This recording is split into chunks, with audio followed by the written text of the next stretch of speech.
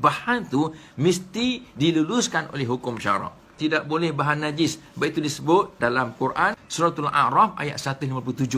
Apa kata Allah?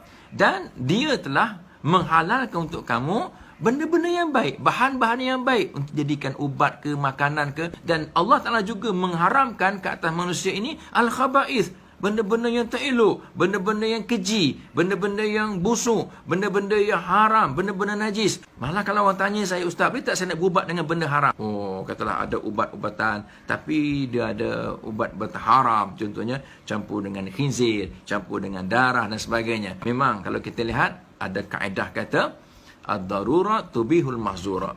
Ya, bila keadaan darurat, maka dia mengharuskan benda-benda terlarang.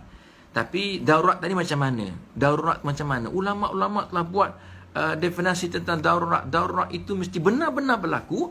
Dan sekiranya tidak ambil ubat tadi, memang manusia akan mati. Mati. Ya, manusia akan menderita sakit. Tidak ada penawar lain melainkan hak tu saja. Ini ulama dah bincang. Tuan-tuan lihatlah. Pandangan Dr. Wahbah Zuhaili dan kitabnya tentang dia memang dia pakar fiqh, Dr. Wahbah Zuhaili. Jadi tuan-tuan lihat macam mana dia telah mengetatkan daurat tadi. Jangan sampai longgar. Oh, tak ada. Dah kita dah penyakit ni, orang kata penyakit apa ni, haram tu obat dia. Kita tak cuba lagi yang lain. Kita tak usaha lagi yang lain. Dan daurat tadi sebenarnya adakah dia sampai peringkat mati? Sampai ulama-ulama bincang kalau daurat tadi katakanlah orang nak bunuh kita. Sehinggalah kalau kita ucap kalimah kufur, dia tak bunuh. Tapi kalau kamu tak ucap kalimah kufur, kamu akan dibunuh.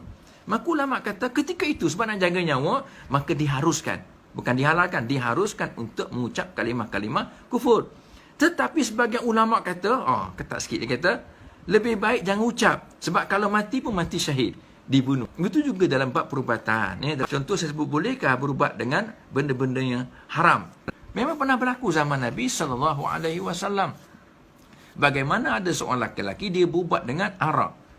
Dia berubat dengan arak, dia kata, saya nak jadikan sebagai ubat.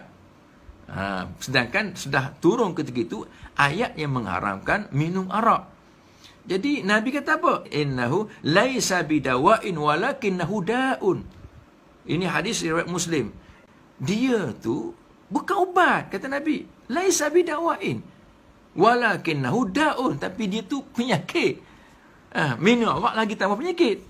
Dengan sebab itu mesti kena ketat sikitlah, jangan longgar sangat ya. Tidak boleh kita terjah saja tu kepada obat yang haram yang tak dibenarkan oleh hukum syarak, sedangkan kita belum usaha lagi mencari ubat-ubatan, bahan-bahan yang lain. Ibarat kata kalau kita tersesat dalam hutan ya, kita kita bekalan makanan kita dah habis, kita sesat pula. Jadi kita nak makan apa?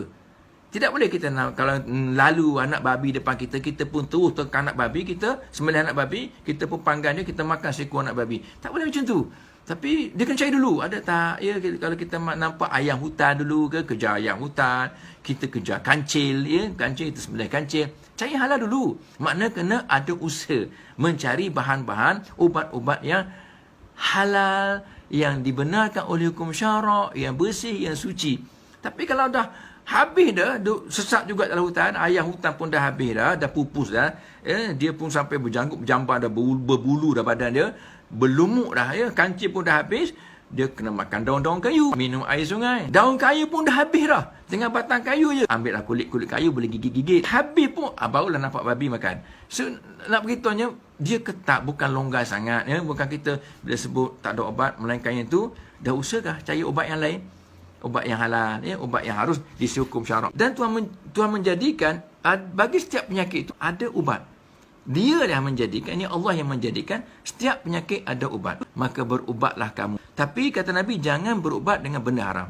Nabi jaga umatnya, jangan sampai darah daging kita masuk benda-benda haram. Kecuali, kata ulama' tidak. Ulama' kata, tidak ada hak lain dah, melainkan hak ni. Kalau kita tak ambil hak ni, matilah kita. Maka ketika itu, barulah dibenarkan. Tapi ingat, ad-darurah tuqaddar biqadariha. Darurat itu mesti ada kadarnya. Tak bolehlah kalau orang tu sakit, orang tak sakit pun ambil juga obat yang haram. Dia tak sakit, tak payah ambil, yang sakit saja ambil.